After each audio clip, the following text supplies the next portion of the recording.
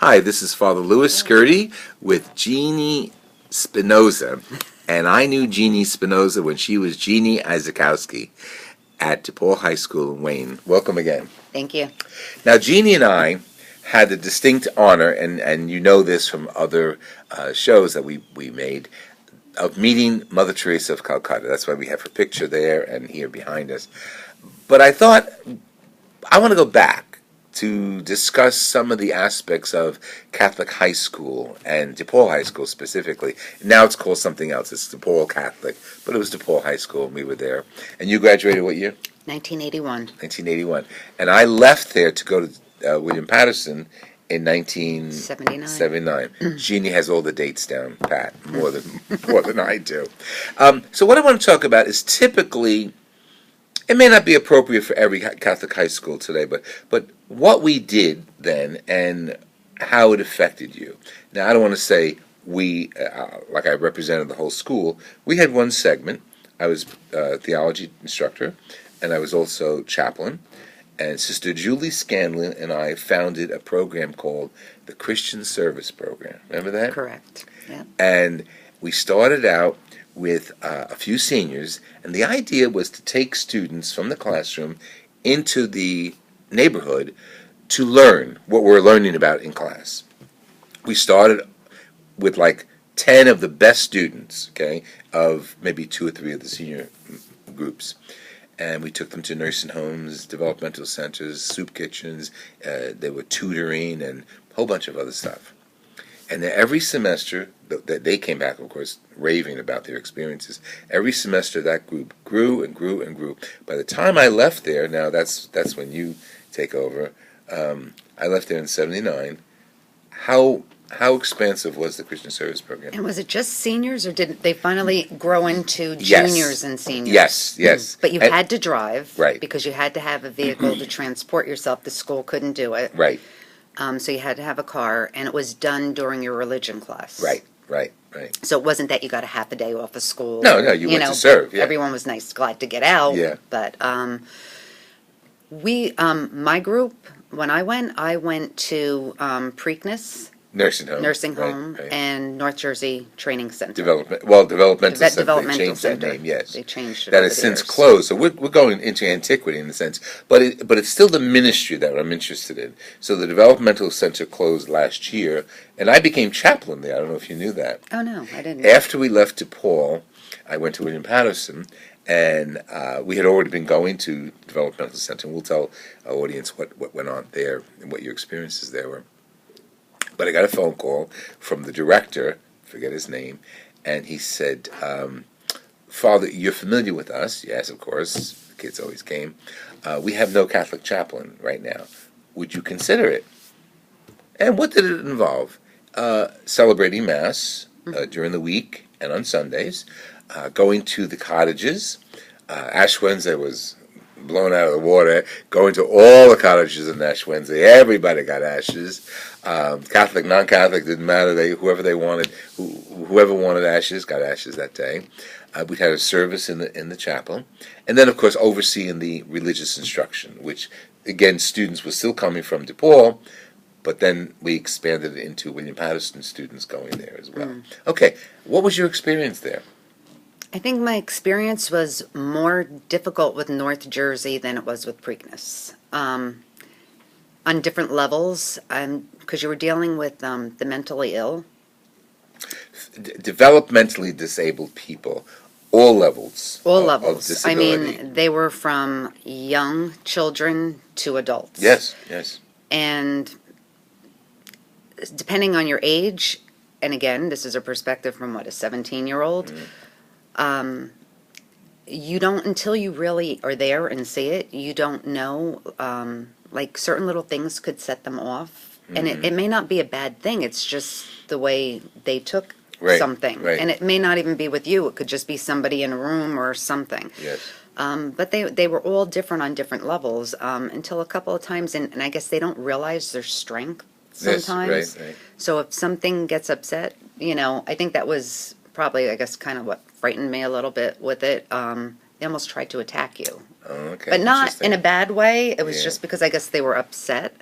But or even when they were loving you, they would hug you, Right. attempt to, and our goal was always to work with them age appropriately. That was the phrase we used. Remember that? Yeah, and you didn't know how to take certain things. But then I guess once you got used to it and understood how their brain was processing and what, might upset them, you dealt with it.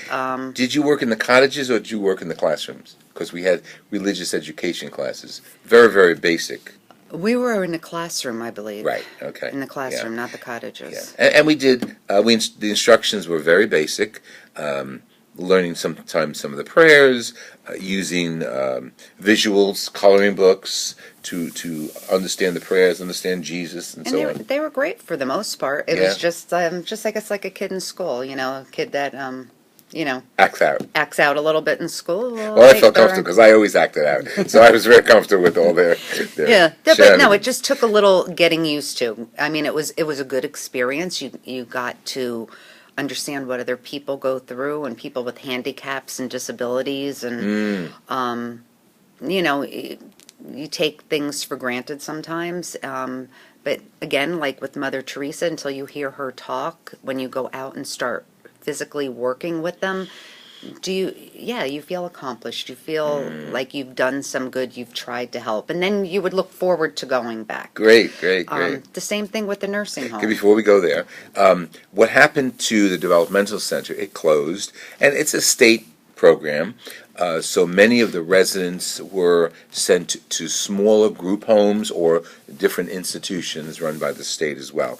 A lot of controversy about that, but we're not going to get into that. But it's the ministry to the individuals, and I was the chaplain for 30 years, so I saw a big change through the years, from the large buildings with cottages to the buildings being reconstructed. So there were 2 or 3 residents in a room, so they had a lot more privacy and a lot more interaction with each other socially. When one died, especially in the building was called Mies, which was the most difficult residents, most illnesses. We'd have a service there. Little Jeanne Hunt, she was the social worker. She's Father Hunt's sister, and she is since deceased.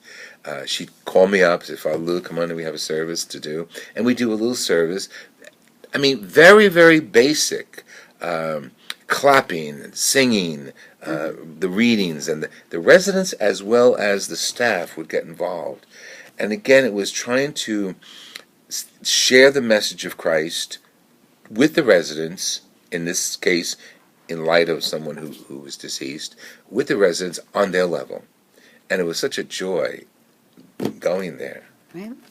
That's a good thing because it tends that the different groups of people and handicaps tend to be pushed aside. Yes. And they tend not to be given the simple opportunities that we can walk into a church and we can walk here because they can't walk there. They're basically confined there. Right. So, and I think going back to what you're saying perfectly aligns with Pope Francis's present philosophy, theology, the dignity of the individual, and how in so many cases we are a throwaway society, and sometimes the throwaways are those people who are developmentally disabled or handicapped in some way, or the elderly. Throwaway culture. and But again, I think he's opening our eyes once again. I mean, he's not unique with that. That's Christ's message. and as much as we help them, I think they helped us Oh, because isn't I that the think truth? we've learned from them. Isn't that the In truth? the simple, we forget about certain simple things and have learned a Oh, lot yeah. and taken things away from them and brought us back. This has been Father Louis Scurti and Jeanne Spinoza, and we're sharing one aspect. We're going to come back again. One aspect of Catholic school education at DePaul with what was called the Christian Service Program, and now has branched out to many other aspects of service. But teenagers, she's not a teenager now, teenagers' perspective of that ministry. And it doesn't change, because if students today, Catholic, non-Catholic, whatever it is, go out and reach out to the poor or the developmentally disabled, they're going to have the same experiences that we did on a 21st century level. Any other words? No, I'm good. Thank you very much for being here again. We'll come back to Jeannie's experiences at the nursing home. God bless you. Keep the word alive and well and pass it on to your family and friends. Let me hear from you. Father Lou Scurti at hotmail.com. God bless you.